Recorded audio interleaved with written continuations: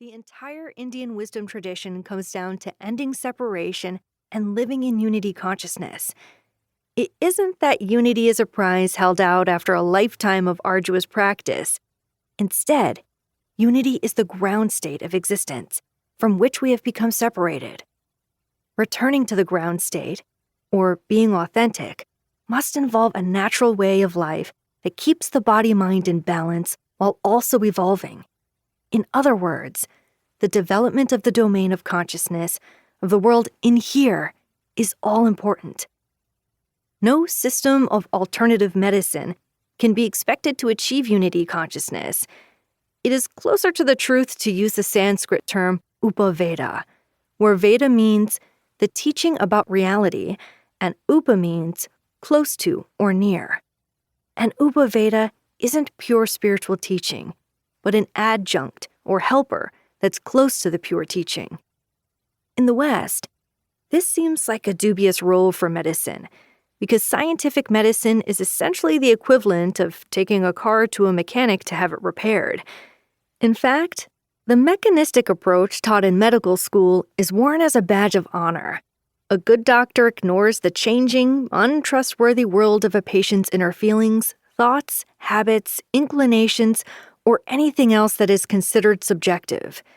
Even psychiatry, which is the one specialty that crosses the boundary into a patient's inner world, has become largely a matter of matching symptoms with the appropriate drug, all the time knowing that drug treatments are rarely, if ever, a cure for the underlying mental disorder. When they aren't visiting the doctor, people in everyday life spend very little time examining the lifestyle they grew up with, much less aiming for the Ayurvedic ideal, which is to be aware of shifting conditions and mind and body on a daily basis. Such awareness, in the sense of mindfulness, isn't the same as being anxious about what you're eating and how you feel.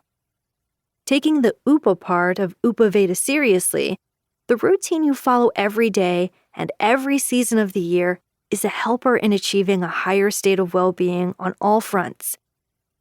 Coming to the focus of this book, Western medicine has been undergoing its own quiet revolution with the rise of chronobiology, the study of how time affects the physiology in gross and subtle ways. As mounting evidence has proven, timing is everything inside the body. Every process in trillions of cells is regulated by an internal clock, one that turns out to be very similar to the one described in the Vedic texts. In fact, the critical importance of daily circadian rhythm may prove to be the link between ancient Ayurvedic practices and alleviating the modern epidemic of chronic diseases.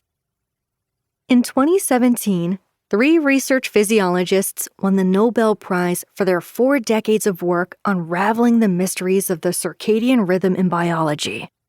They found that the diurnal rhythm of nature affects the functioning of cells in plants, animals, humans, and even some single-cell bacteria.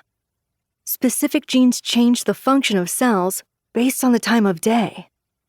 While this may seem like an esoteric set of discoveries, the new field of chronobiology has practical applications that have revolutionary implications for the future of wellness. It is well established by now that lifestyle choices can change the expression of our DNA. But what we have been learning recently is that it's not enough to eat well, exercise a few times a week, and get sound sleep.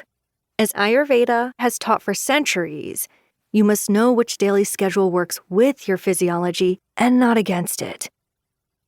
This realization is what makes Change Your Schedule, Change Your Life such a valuable addition to the growing awareness of Ayurveda in the West.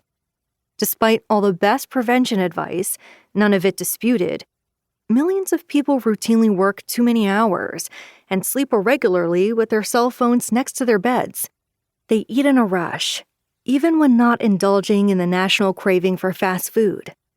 Time sickness creeps into their daily activity, by which is meant living with one eye on the clock, constantly aware of deadlines and an overloaded list of duties and demands. These unrealistic lifestyle expectations have become something acceptable, but new medical research is undermining.